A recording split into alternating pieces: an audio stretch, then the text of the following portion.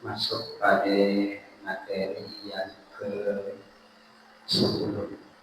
Materi yang ke-10 dari buku yang kedua.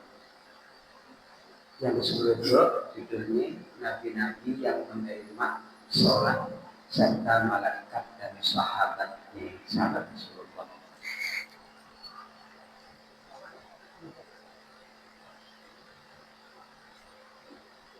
Jadi Nabi itu, Bapak Ibu, tidak akan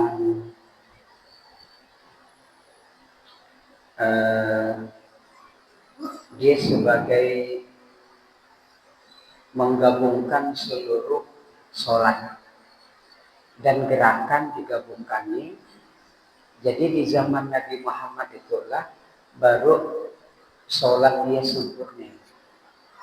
Kalau para nabi, para rasul yang lalu, di antaranya adalah misalnya Nabi Adam alaihissalam. Jadi Nabi Adam hanya terkenal hanya sholat subuh aja. Jadi sekali sehari.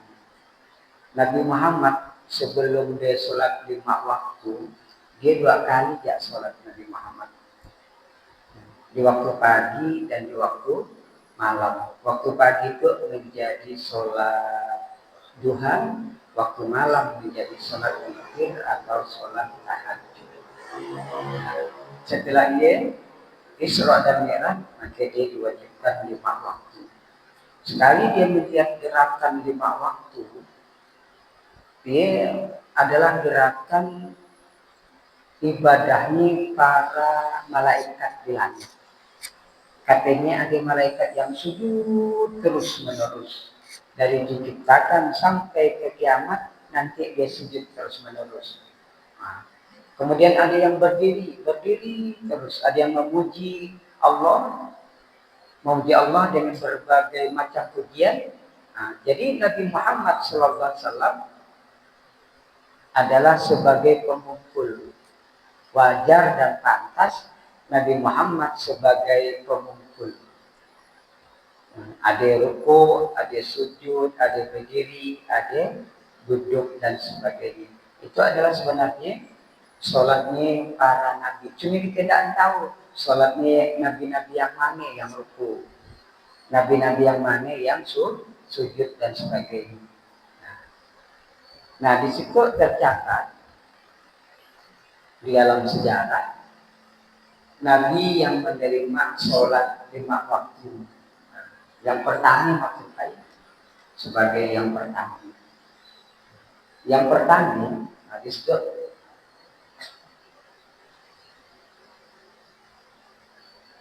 pertama sholat subuh. Nah, kalau kita diikutkan ke bawah.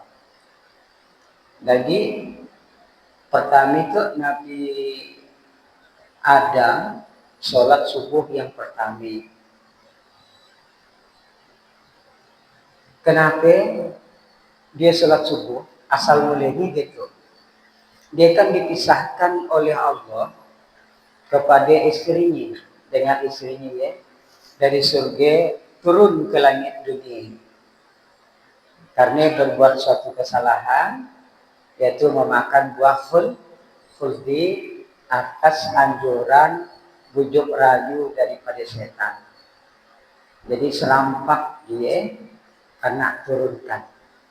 Maka diturunkan bukan satu tempat, tapi di negeri-negeri lain. Ada yang mengatakan dari Nabi Adam ke India, diturunkan di India, dia mengatakan. Ada juga yang mengatakan bahwa Siti Hawa diturunkan di Jeddah. Di manalah Pak kita nak majiin tanpa alamat. Mungkin kita Google Map barangkali tidak payahlah. Dia di mana ya? Mana dia? Anu apa di?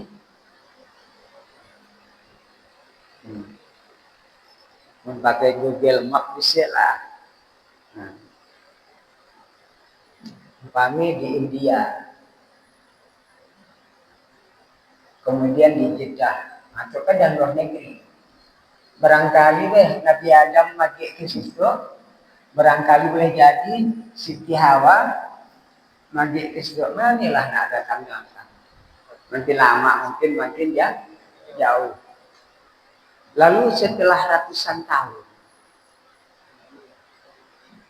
tahun sekitar 200-an, ada yang mengatakan seperti ada yang mengatakan 400-an, maka Nabi Adam itu nyarah. Nabi Adam ternyata udah di Jabal Rahmah. Dulu masih belum disebut bukit atau gunung Jabal Rahmah, Jabal kasih sayang, gunung tempat berkasih sayang. Nah, di situ Ibrahim lihat dari puncak gunung, dia naik tinggi gunung. Dia adena istriku Isnuni di bawah, adeda istriku Isnun, adeda istriku Isnun, adeda deke Belanda. Nggak ada, maka dia setengah putus asa. Udah ratusan tahun tak bertemu ke istri. Kita 4 bulan lebih lelah. 4 bulan lebih. Aku lelah. Nah, jadi sampai ratusan tahun. Padahal ya satu kali nak dia berbuat kesalahan. Dilarang makan bahuli, makan bahuli. Hukumannya luar biasa. Macam kita, karena nikahkan nak. Bunting nikahkan. Ramai yang melihat. Tapi kita tidak akan terhapus dosa. Karena hal yang tidak mengandung taubat. Jadi setelahnya langsung dia terbenung di situ, di puncak gunung. Maka dia nyerah kepada Allah. Ya Allah, kapan engkau pertemukan aku dengan istriku? Maka pertemukanlah aku ya Allah. Dimanapun dia berada, datangkanlah. Mendatangkan seorang bukan yang. Lalu setelahnya di waktu subuh, maka dia disuruh oleh Allah sholat. Sholatnya kita tidak tahu apa dia pakai sujud, rukuk dan sebagainya. Lalu sholatlah dia di waktu subuh, maka ketika dia salam, Assalamualaikum warahmatullahi. Assalamualaikum warahmatullahi. Ternyata ada istrinya di sampingnya. Maka dia bersuka cita. Didaku istrinya pun daku, kemudian dengan tangisan. Tidak mungkin tidak nangis ya. Gembira kan dia nangis juga, bukan saja tolen ya. Pasti langsung berpelukan dan sebagainya. Maka dia pun lakailah baru dia bertaubat. Rabbana zolamna anfusana wa illam taghfir lana wa tarhamna lanakunanna minal khasirin. Berisilah dia nanti berkehidupan. Tapi kalau kuburan Siti Hawa itu di Jeddah. Nggak tahu setelah ia mungkin dia pindah bagaimana sebenarnya prosesnya. Nah, itulah Nabi yang pertama yang sholat di waktu subuh. Nah, di waktu subuh.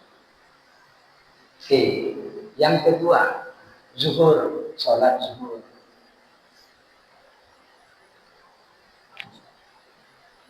Kalau sholat subuh itu adalah malaikat rohani. Malaikat rohani kepada kita semuanya itu adalah selain dari malaikat Jibril, Mikail, Israfil dan sebagainya. Jadi malaikat rohani itu malaikat yang kadang-kadang selalu mendampingi manusia, memberikan argumentasi kebaikan ataupun memberikan nasihat. Yang selalu hadir di dalam sholat subuh. Dia selalu hadir di dalam sholat subuh. Kemudian sholat zuhur. Jadi yang pertama sholat zuhur itu di waktu zuhur adalah Nabi Ibrahim alaihissalam. Nabi Ibrahim alaihissalam. Pada saat apa dia? Itu pada saat dia akan disiksa oleh Raja Namrud. Raja Namrud kan?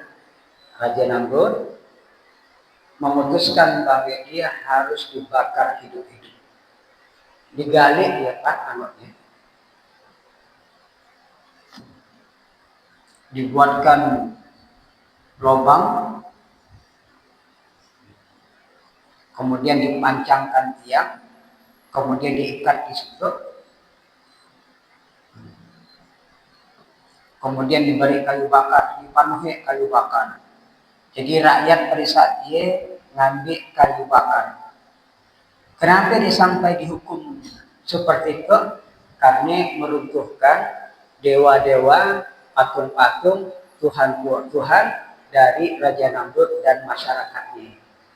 Dimana orang kata Istipora beraya, iste di halaman luar, gasaan dia di dalam, mangkung mukul patung-patung yang besar ditinggalkannya supaya karena anggap bahwa yang besar lah yang mampu yang kecil. Dimana mau ke Tuhan mampu yang kecil. Nah, mau. Kemudian setelah sebenarnya dia tidak ketahuan oleh raja. Ada pengawas ketika dia masuk ketahuan nih, seorang pemuda itulah yang anti dengan Tuhan. Masuk, tidak curiga kalau sang kawan habis yang dia masuk. Setelah habis, kemudian ditinggalkan, dia balik ke rumahan. Sekali raja masuk, terperanjat raja bahwa Tuhan-Tuhannya, masyarakat pun terperanjat bahwa Tuhan-Tuhannya sudah roboh semuanya. Tinggal dia satu Tuhan yang besar, yang dikalungkannya tampak. Lalu raja pun murka. Siapa yang merusakkan itu? Lalu ada yang tadi melihatnya, Pak Raja, ada seorang pemuda yang masuk ke dalamnya. Nah kita nggak jaga, nggak juga tahu kalau aja, nggak juga tapi sekali ingat-ingat bahwa dialah yang tak suka dengan Tuhan-Tuhan kita. Dia adalah anak azar, menggaya pagi, memang ditangkap basah. Kemudian disidang, dan didatangkan di sidang, kemudian ternyata banyak berdebat juga ya tentang anaknya ya, tentang Tuhan berdebat. Kenapa kau merubuhkan anak? Bukan aku yang merubuhkannya, ya Tuhan ya. Yang besar ya. Mana bisa dia merubuhkan? Tangannya bulat bergerak. Yo, ngagetan kita sambah. Makin arah lah raja. Tidak tahu nabi ngagetan kita sambah deh. Jadi akhirnya dimurkai, maka dia dihukum. Nah, di situ dua versi Pak.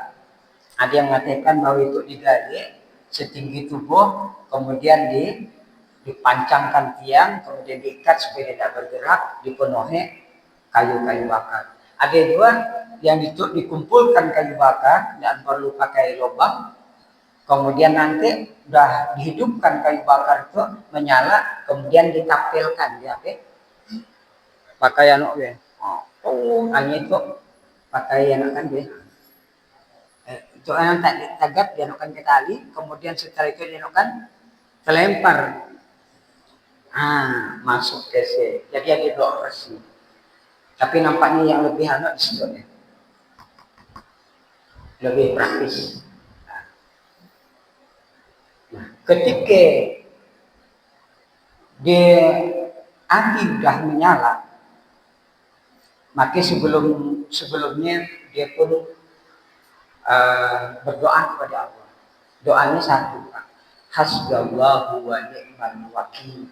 Jadi dia kata-katanya hasbunallahu wa ni'mal wakil.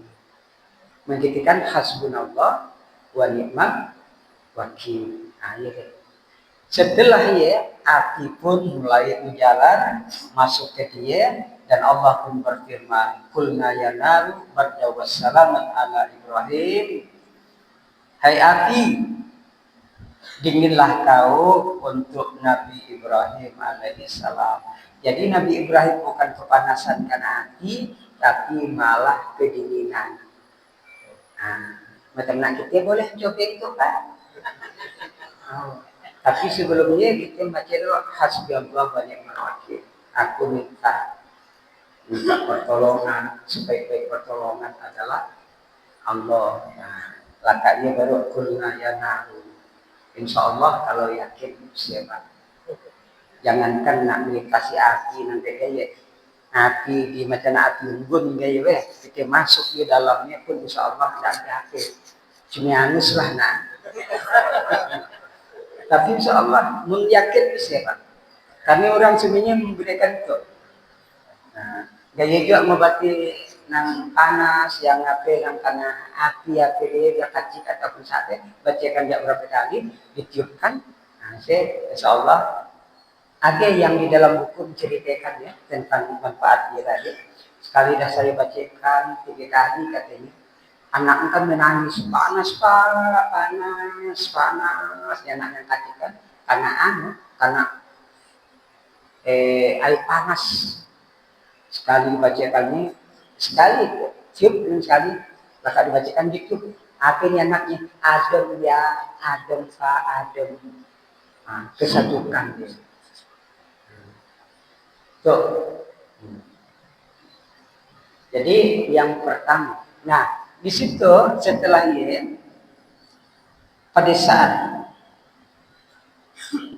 Nabi Ibrahim tadi dah dibakar dan dia pada saat belum mencalar kepada dirinya tadi dia dah mengucapkan hasbunallah wa ni'mal wakil, maka dia disuruh sholat oleh Allah dalam keadaan karena anak yang tadi sholatnya di waktu zuhur waktu ini. Maka orang yang pertama sholat zuhur adalah Nabi Ibrahim alaihissalam. Sehingga dalam sholat Nabi pun dan kena panasnya hanya karena dinginnya melagasan dia panas. Sekali dah berpadaman itu, kemudian yang tadi diikat misalnya dengan rantai pun putus disebabkan api pak. Nah, putus, jadi dia dah lepas kan. Ketika padam dia keluar. Orang lagi menyaksikannya karena ada buah kan hitam jadinya ya. Sesosok manusia keluar dari sini kasar. Raja Namrud pun kasar menjelengkan kepala, yang lain-lain pun daan sampai dikajar kasalnya ini tadi. Karena mustahil manusia yang akan mati terbakar oleh unggukan hati yang sangat besar. Atau sholat zuhur Nabi Ibrahim, kemudian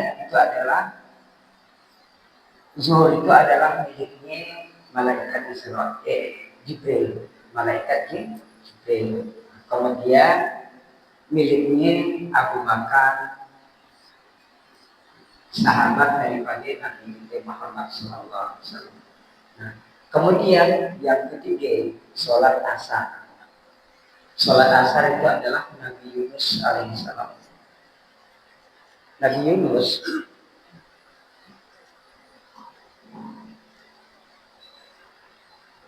ketika dia kecewa dengan umatnya, karena apa yang diperintahkan kepada umatnya tidak mengambil peduli, tidak mau beriman dengan Nabi Yunus alaihissalam. Nabi dan berdakwah tentang hukum Pak. Nabi maksudnya Rasul, dia dihukum oleh Allah. Lalu dia membahas kita ngambil teknik lah sebenarnya ngambil teknik.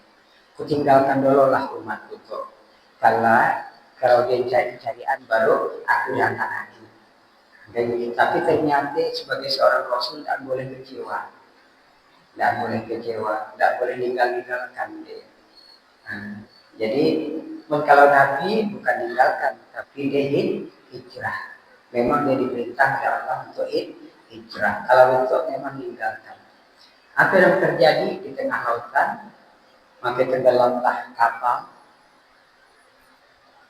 yang orang yang di dalam ini tidak diceritakan. Tidak tahu yang meninggal ke apa itu. meninggalnya kebanyakan. Lalu disambutlah oleh ikan yang besar, ikan nur atau ikan hiu. Kemudian disela Nabi Yunus ya bertobat kepada Allah, memberitahu bahwa dia meninggalkan dalam berdakwah adalah suatu dosa. Maka istilah dia bertobat sambil sujud. Kan ikan ya.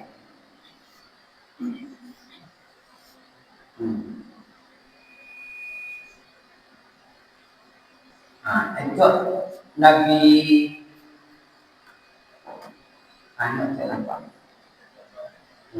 permanen.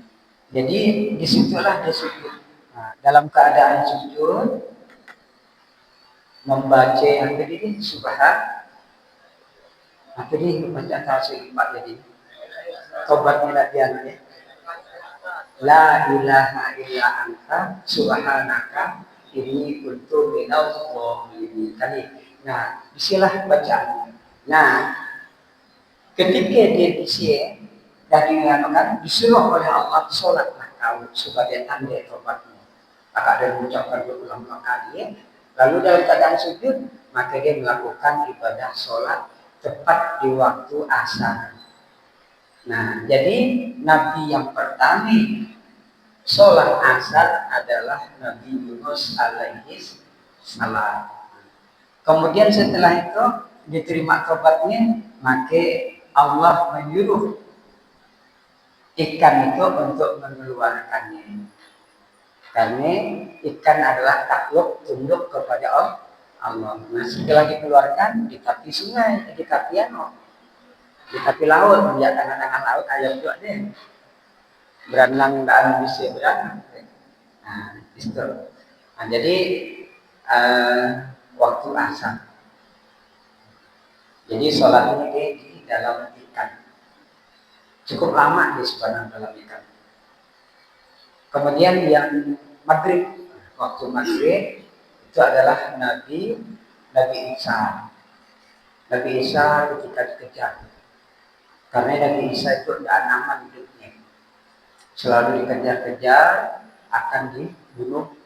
Maka disilah dia pada waktu penantian di tempat yang hutan yang jauh dari manusia, maka pada saat dia di waktu maghrib maka diperintahkan dia oleh Allah untuk sholat yang namanya sholat maghrib.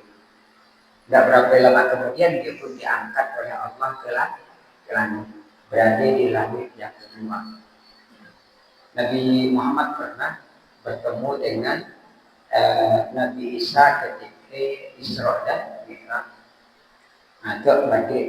Kemudian di waktu Isya, Nabi Musa itu membawa rombongan lalu tersesat jalan. Lalu pada saat dia diperintahkan oleh Allah untuk sholat, tidak tahu kemana arah jalan karena waktu malam, waktu Isya. Kemana arah itu tidak tahu. Setelah dia disuruh oleh Allah sholat engkau wahai Musa, jangan dicari sholat kita tidak tahu. Maka setelah ia Nabi Musa pun melakukan sholat. Setelah salam maka jalan ia dah terbuka, jadi tidak disasar. Ternyata di sini jalan yang salah.